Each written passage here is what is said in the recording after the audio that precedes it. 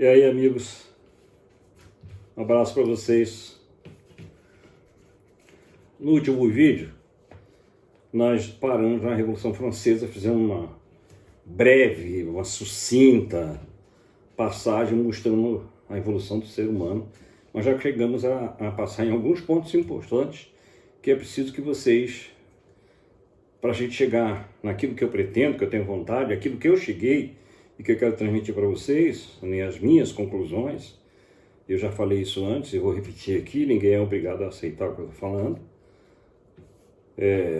As minhas conclusões, elas coincidem com muitas pessoas que eu respeito, e elas foram fruto de uma análise que eu fiz, pessoal, né?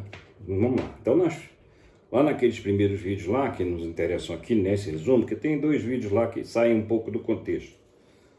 Aquele que eu falo nova ordem, aquilo ali é mais lá na frente que a gente vai tratar. Mas agora aqui, nós fixamos o conceito de família, lá, começou lá, família, importante. Família, vamos pensar na família. No direito de propriedade, na propriedade, e que a família e a propriedade é onde o grupo humano se protege, a família, o grupo familiar se abriga e se protege. Aquelas duas instituições são sagradas até hoje. Até hoje, todos, pelo menos nós aqui de civilização de origem ocidental, cristã, nós damos muita importância a isso, tá? E nós lá na frente vamos entender por que eu estou chamando bem a atenção. Depois nós vamos direto para a Revolução Francesa, para a Revolução Industrial, que houve uma mudança fundamental no mundo, porque ela começou a melhorar a qualidade de vida das pessoas, mas as pessoas ainda eram muito exploradas. Elas trabalhavam de 12 a 15 horas por dia. Ninguém vivia, né? E não tinha feriado, não tinha domingo, não tinha sábado, não tinha nada. Era direto. E para poder melhorar um pouquinho, a família trabalhava toda. Então, as famílias eram grandes, seja no campo, onde vivia, continuou vivendo, mesmo depois da Revolução Industrial, continuou vivendo na maioria da população, como até então, eram famílias grandes que era mão de obra, era mão de obra. E aí passamos aquela, quando houve a Revolução Francesa, ela começou, ela acendeu na Europa uma luz de liberdade de mudança, né?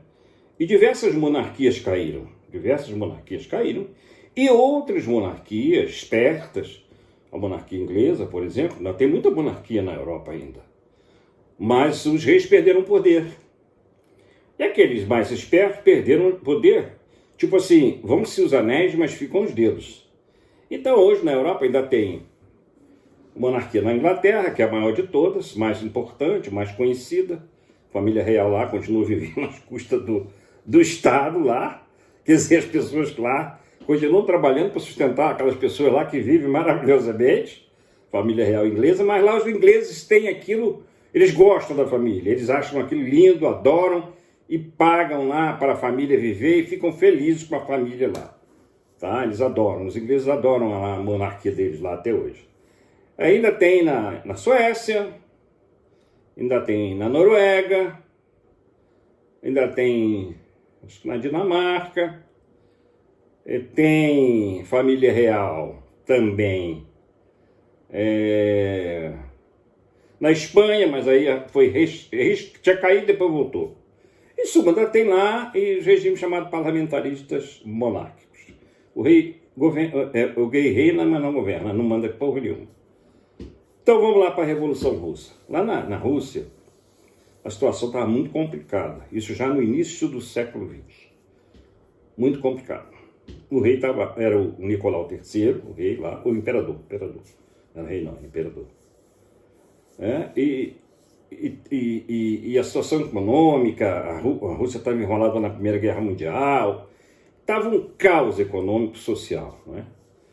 Caos econômico-social aqui em país latino-americano, em país que tem calor, zona tropical, subtropical, o cara não passa fome. Por que não passa fome? Porque tem fruta, tem peixe, Entende? Ele não tem que se esconder pela metade do ano dentro de um buraco por causa do frio. O país que tem frio não tem favela. País frio não tem favela, tem pobre. Mas favela, que gente na rua é difícil de encontrar, porque morre. Morre de frio. Entende? Morre de frio. Até favela lá nos Alpes Suíços, lá no Morro da Suíça vai ter favela? Vai? Porcaria nenhuma. Morre todo mundo congelado.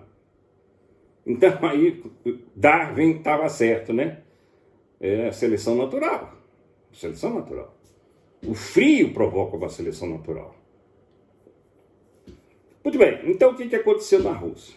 Antes de 1917, um cara chamado Karl Marx, famosíssimo Karl Marx, nascido na Alemanha, foi para a Inglaterra, saiu da Alemanha, corrido, na época não era nem Alemanha ainda, era Prússia, acho que era Prússia, é isso mesmo.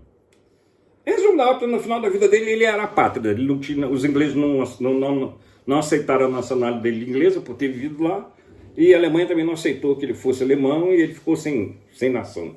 Ele era aquilo que se chama de apátrida, no fim da vida dele. Mas os ingleses deixaram que ele vivesse lá no tempo. E esse cara era um revolucionário, ele tinha mente revolucionária.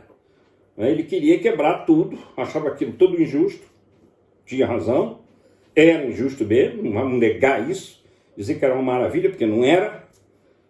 E aquelas pessoas pobres já tinham vindo Estados Unidos com a Revolução Americana, plantou uma democracia diferente. E lá com a Revolução Francesa também, havia já acesa aquela luz de se rebelar contra a situação daquelas monarquias dominadoras e opressoras. Né? Opressor, né? Palavra que o Marx usa muito.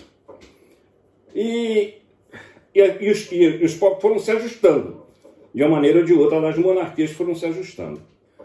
Na Rússia, o comunismo, Marx tinha lançado o Manifesto Comunista, que foi o que norteou, é um documento, um manifesto comunista assinado pelo Marx e Engels, né? Friedrich Engels. Esse cara era rico, muito rico, e sustentou praticamente o Marx durante toda a vida. Era o Marx que escrevia, ele também ajudava, ele também não era idiota. Esse cara, quando foi para chegar uma fábrica, que o pai dele mandou ele para a Inglaterra, para ele dirigir uma fábrica que tinha lá, ele se impressionou com a qualidade de vida que levavam os trabalhadores da fábrica. Ele ficou sensibilizado com aquilo, né? Conheceu o Marx já tinha as ideias dele lá, elas já eram conhecidas, fez contato com o Marx e a partir daí começou a sustentar o Marx, para o Marx pensar em achar uma solução para aquela situação que a Europa, de um modo geral, vivia, todos aqueles trabalhadores naquela época lá. Final do século XVIII, final do século XIX e início do século XX. Continuava a desgraça de trabalhar feito um alucinado. E aí o Marx escreve esse manifesto comunista e depois ele escreve um outro livro chamado Capital. Mas não vamos entrar muito nesse mérito agora, não, tá? Não vamos entrar muito nesse mérito. Então Marx é autor, é o pensador, é o filósofo que fez um estudo, um levantamento da sociedade naquela época, propondo uma revolução mundial, trabalhadores do mundo univos. Quer dizer, o Marx tinha uma visão internacionalista. Aquela proposta que ele fez, ele não era só para a Inglaterra ou para a Alemanha, era para o mundo. Ele queria ver um mundo todo ele igualitário, né? E a proposta dele, em linhas gerais, era de que os trabalhadores deveriam se unir, derrubar os patrões, tomar o poder, e a partir daquele momento todos seriam donos de tudo. E extinguia-se o direito de propriedade, a propriedade dos meios de produção, não seria um dono, um proprietário, o dono da fábrica, não.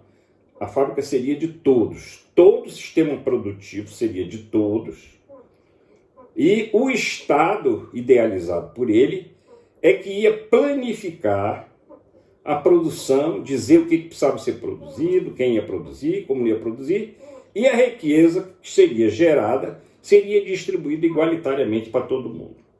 Então, segundo ele, esse mundo era um quase paraíso. Segundo ele lá, ele ia passar por duas etapas. A primeira etapa seria o socialismo, não vou explicar isso aqui agora, é chegar numa fase perfeita, que seria o comunismo, em que, em tese, seria eliminado até o governo, não ia ter governo. As sociedades seriam organizadas de tal modo que não teria governo, a própria sociedade ia se autogovernar. Tá certo? Mas esse Estado em cima, controlando tudo. A primeira experiência foi na Rússia. Houve uma revolução em 1917 e um cara chamado Lenin, que foi o principal líder dessa revolução, já vinha lá de um período lá de conflitos. Em 1905 teve uma revolta, morreu um monte de gente, o imperador mandou reprimir, e aquilo veio fervendo. O fato é que em 1917 eclodiu mesmo a Revolução Russa, mais ou menos como aconteceu lá na França, e eles começaram também a matar toda a elite real. Né? Foi um negócio horroroso. Né? Um país em desordem social, estava na Primeira Guerra Mundial, e implantando uma revolução, mudando tudo, acabando com a família real, acabando com a monarquia e implantando um sistema centralizado de governo. Duas coisas a gente precisa entender. Primeiro, os comunistas têm um projeto de poder. Na realidade, a Rússia passou a funcionar, a Rússia, estou falando de Rússia, daqui a pouco, antes de terminar, que já está quase no fim também, existia a Rússia, e como havia uma disputa entre lá dentro do próprio Partido Comunista Russo, se eles tinham que naquele momento já começar a internacionalizar ou não a revolução. Né? De certa forma eles fizeram isso, porque foram ocupando depois ali rapidamente aqueles países periféricos ali em torno da Rússia. Todos eles, depois a Rússia dominou pela força e criou a chamada União das Repúblicas Socialistas Soviéticas. Gente, eu não estou entendendo se eu estou sendo muito apressado e eu estou aí pulando algumas etapas e vocês não estejam entendendo, tá bom? Já está dando 12 minutos aqui, eu não quero fazer vídeos mais do que 15 minutos. Então essa foi a principal revolução que nos interessa fundamentalmente para que nós possamos entender hoje, o Brasil de hoje. O Brasil de hoje. Possamos entender o PT, o PSOL, a esquerda brasileira, tá certo? Nós vamos entender, mas agora a gente já tem condição de entender, tá certo? Então, essa Revolução Comunista da Rússia, né? E todo mundo já ouviu falar nisso, todo mundo conhece, o jornal todo dia, de uma maneira ou de outra, está tocando nesse assunto. Ela tá aí. Não tá aí. Ela não acabou, não. Ainda tem gente que pensa dessa maneira. Tá? Então, aquela famosa, que depois se transformou a Rússia na União das Repúblicas Socialistas Soviéticas, soviete, sabe o que quer dizer soviete? Soviete é o mesmo que conselho. Então, era a União das Repúblicas Socialistas de Conselhos. O que eram conselhos? Então, tinha conselho para tudo. Tinha conselho para a rua, do bairro. Então, elegia um representante do Partido Comunista. O Partido Comunista, quando toma o poder, da doutrina, ele elimina os demais partidos. E aí ele ocupa o Estado e o Partido Comunista passa a se confundir com o Estado. Ou melhor, o Estado, a gestão do Estado, quem faz é o Partido Comunista. Não tem negócio lá de outro partido, não. É no Partido Comunista. É assim na China, foi assim na União Soviética, na Venezuela, em Cuba, na Coreia do Norte, onde ainda existem esses doidos aí, malucos. Porque para mim esse é tudo piral da cabeça. Tá bom? Então, se eu não estou claro, por favor, me perdoem. Eu vou dar um tempo agora, vou botar esse vídeo hoje, amanhã ou depois eu boto o outro, que eu gravei ainda hoje já. E aí eu vou ver a repercussão, se alguém está se acompanhando, e aí eu volto no outro vídeo e tiro alguma dúvida que tenha ficado, porque eu quis apressar para chegar logo naquilo que todo mundo está querendo saber e que eu havia prometido, tá bom? Beijo no coração, durmam com Deus.